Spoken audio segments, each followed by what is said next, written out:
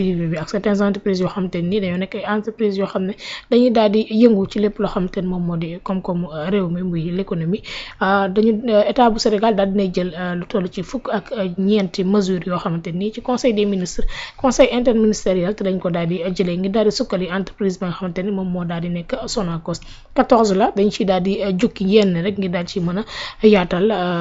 su ko defee ñu gën ci daal di mën a am li nga xamante ni moom moo di aperçu jëm ci li nga xamante ni moom moo di premier point bi moom la ñuy njëkk a jël mooy reconstitution des fonds propres de la Sonacos mi nekk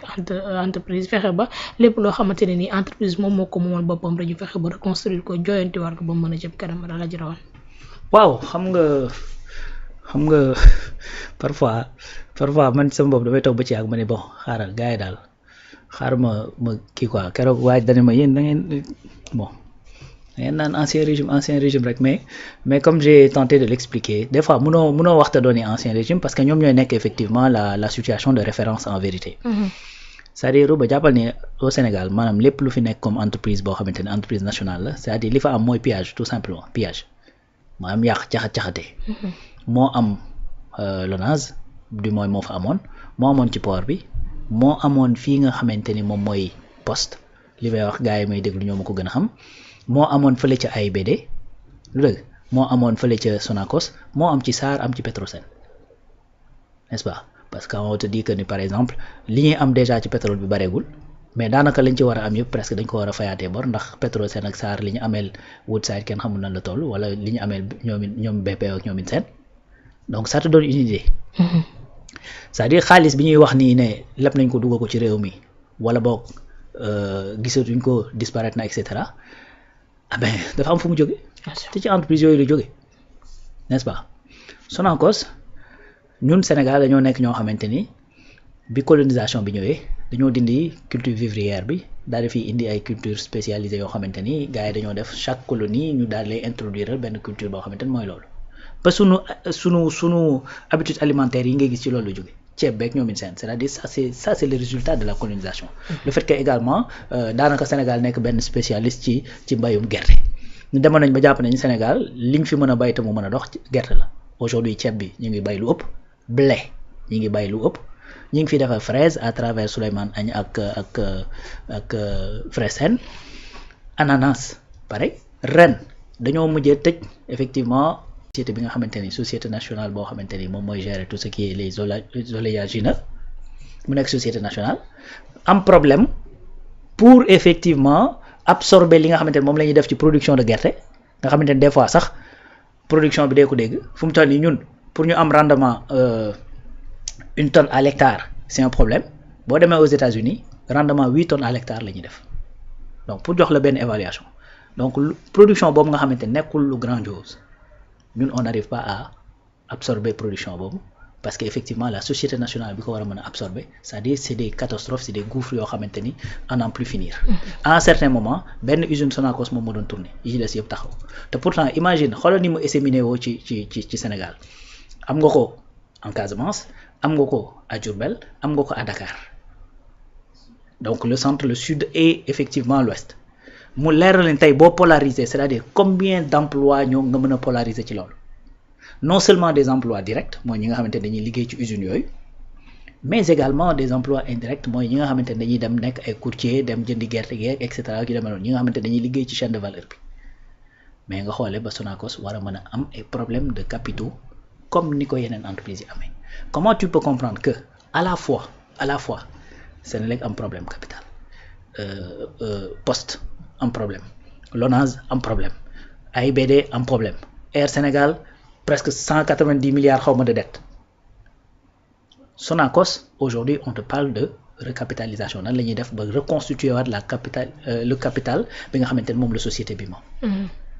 donc voilà situation de référence bi nga xamante ne moo am ci loolu tey boo xoolee ñu ngi wax TER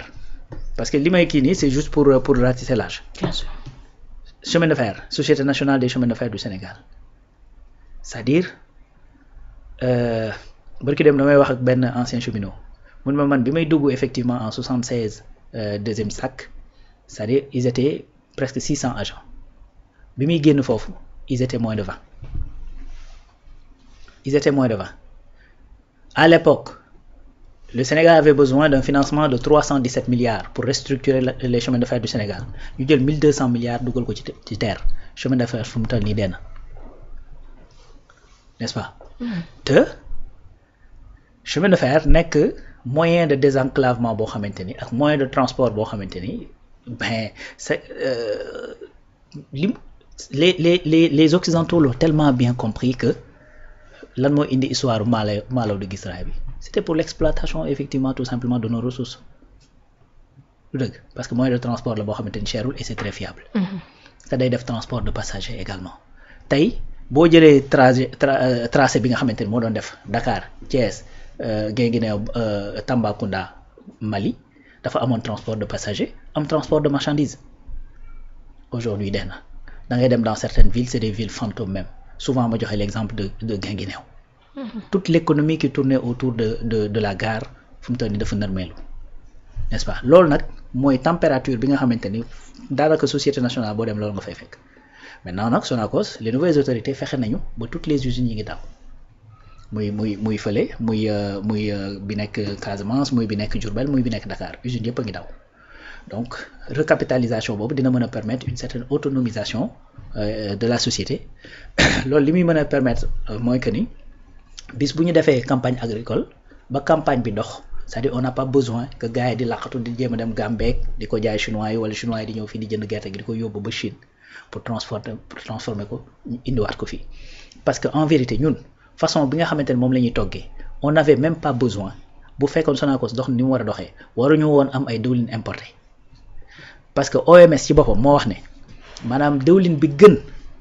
ci bu fekkee da ngay togg bu yàgg mooy diwlin bu jóge ci gerte te ñun ku ne xam na ni Sénégal añ da ngay xëy di ko togg ba tisbaar lu dëgg voilà donc suñuy togg dafay yàgg kon on n'a pas besoin forcément di dem di jëli ay diwlin ci bitig yu demee noonu ça c'est un bu fekkee ni Sonacos dox na ni mu war a doxee rek cette question est réglée deuxième chose mooy la diversification xool effectivement yeneen sources yoo xamante ni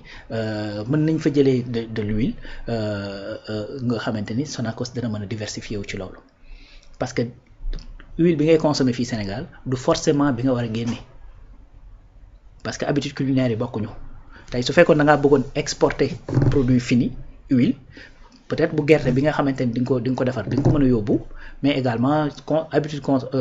culinaire yi comme bokkuñu li ngay consommer fii Sénégal ak ni ngay toggee Sénégal bokkul ak ni nga koy defee au Maroc bokkul ak ni nga koy defee en France par exemple moo tax diversification boobu war a am solo donc tout ça moom mooy waral ne da ngay gis ne à chaque fois gars yi dañuy procéder par élimination en vérité conseil interministériel dañuy wax ci Air Sénégal ñu ñëw toog xool yan piste ak yan solution lañ mën a teg sur la table pour Air Sénégal bañ a dee aujourd'hui c'est le tour bu loolu comme ni ñu ko defee woon ak Poste c'est le tour ak Sonacos donc ñu toog kii nga gis nag profit yi fa daje nga gis ne effectivement ministère yi nga xamante ne ñoom la loolu concerné ña nga fa woon le secrétaire général de la primature muy Boubacar Camara ma nga fa woon ku ne xam na ni c'est un très grand manager donc le premier ministre moo ko présidé mais également il y avait eu la présence de la CDC caisse de dépôt et de consignation parce que CDC orientation bi mu jël fii moom la waroon jël depuis très longtemps tu sais que CDC France am na plus de 200 ans te bari na investissement yoo xamante ne dañ koy def moom moo koy def ci réew mi Maroc gii seen CDC y a beaucoup d'investissement yoo xamante ne état da koy def CDC boobu mooy ñëw dugg wala boog des entreprises yoo xamante ne dañoo war a ñëw installé wu wala des industries yu war a ñëw installé wu CDC ñëw avec ses fonds dugg ci capital bi ngir mën a xaalis ba nga xamante ne moom lay dajale du ko teg rek muy tëdd di nelaw da koy investiraale muy génne du bénéfice boobu nga mën koo dugalaat ci keesu état nga xamante ne danañ am yeneen sources yoo xamante ni ay sources de revenus la uteeg juste la fiscalité bi nga xamante ne moom ngay xaar ci gars yi n'est-ce pas ak prêt yeeg ñoom seen donc loolu moo tax boo xoolee présence su CDC nekk lu am solo te boo xoolee conseil yooyu yëpp da ngay gis ne dañuy ñëw donc muy ci kii bi parce que déjà CDC mi ngi ci capitalu Air Sénégal bi donc pourquoi pas bu ñu waree restructurer capital boobu war ko tijji au lieu nga koy tijji privé bi nga tijji ko état dugalaat ci ses propres fonds à travers effectivement caisse de dépôt et de consignation bu ñëwee renflouer kooku mën a am capital bu mu mën a investir pour mën a defaraat ay machine am recruter waat d'autres gens pour mën a song campagne yi nga xamante ne ci lañ jëm parce que li Mabouba bëgg a liggéey Mabouba était là-bas aussi. bien sûr ministre de l'agriculture. très bien li mu bëgg a liggéey bis bu ci yeggee ci résultat ben doo dem ba bay lu la ëpp ba pare di soog a réfléchir ci nan laa koy transformer ak nan laa koy def.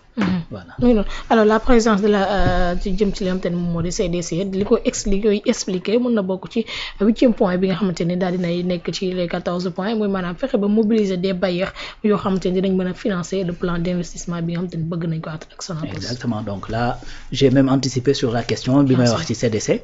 donc loolu déjà c'est benn affaire mooy que ni également le privé national xool peut-être naka la ñuy ubbee le capital am ñoo xamante ni peut-être am nañu ay moyens ñu mën ci dugg et tout ça tout en gardant le monopole wala bokk la majorité bi nga xamante ni état moom moo koy kii parce que capital moom en général bu fekkee da ngay def recapitalisation lu ci bari noonu lay demee da ngay ne société bi par exemple temps lay peser potentiel bi lii la su objectif yi fii lañ jëm donc ku bëgg a ñëw dugg ci sa xaalis ñëwal bu ko defee soit nga jaaree ko par ouverture de capital ay bailleurs ñëw dugg ci seen xaalis intégrer peut-être ce conseil d'administration waaye là nga def ko société boo xamante ni dafay jël ce qu'on appelle ay actions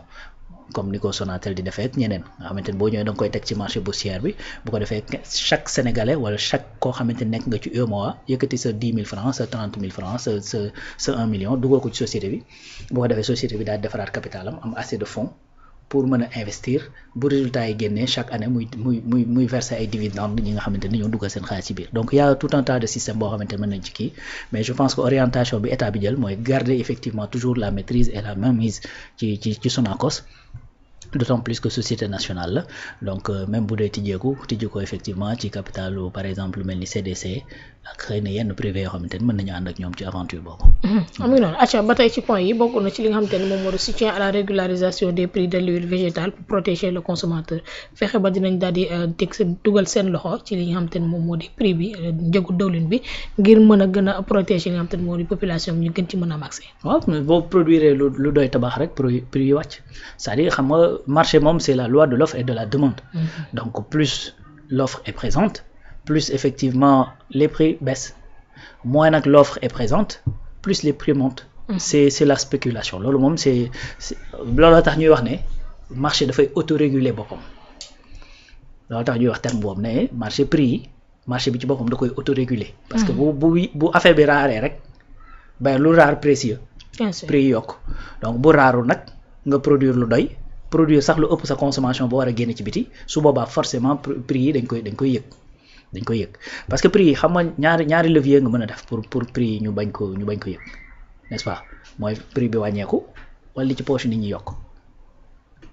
n'est-ce pas donc prix bi wàññeeku wala li ci poche nit ñi yokk donc loolu boo ko defee immédiatement les gens vont sentir que ni am na baisse moo tax souvent sax même pour extrapoler un peu généralement ñi nga xamante ne dañuy toog daal booy état dafa war a wàññi train de vie bi et cetera voilà d'accord c'est vrai qu'on est un pays qui n'est pas très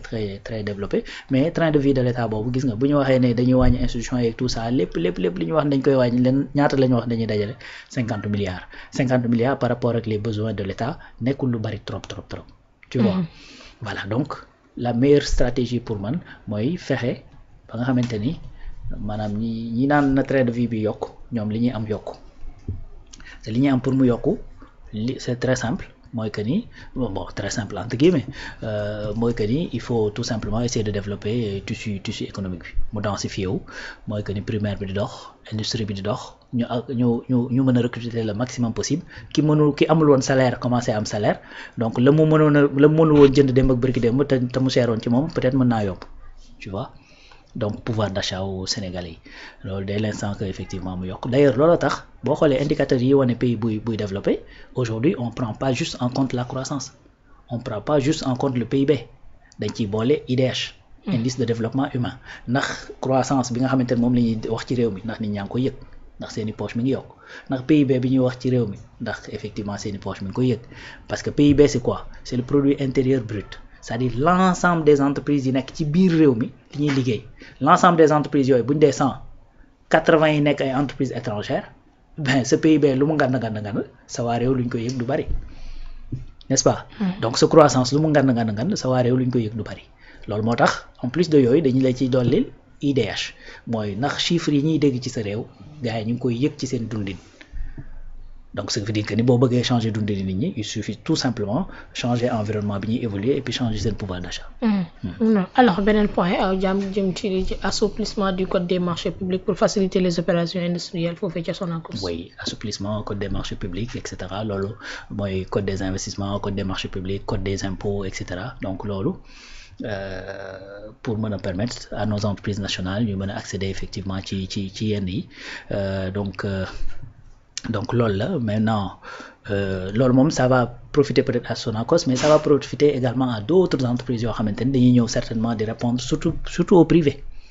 xamante ni dañuy ñëw di répondre à des appels d'offres xam nga à des DRP et cetera yu demee noonu donc cette facilitation mën na leen a permettre nga xamante ni dinañ gën a compétitif.